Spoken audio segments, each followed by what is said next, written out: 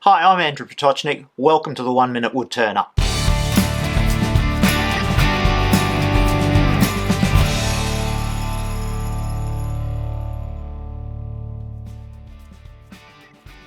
Deep hollowing needs big tenons, and big tenons need big jaws. Standard jaws only have a certain distance that you can insert the tenon into them. These ones have got 51mm of jaw that can grip onto your tenon. Apart from that, these serrated lines here which provide even more grip. The jaws can open up to 75mm, so you can put a 75mm tenon and 51mm deep straight into there and grip onto your piece of wood.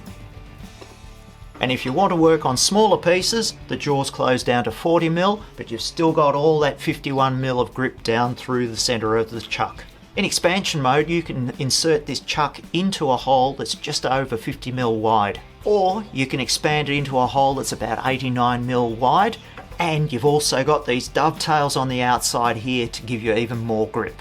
So if you're doing something that needs a lot of grip, these are the jaws for the job.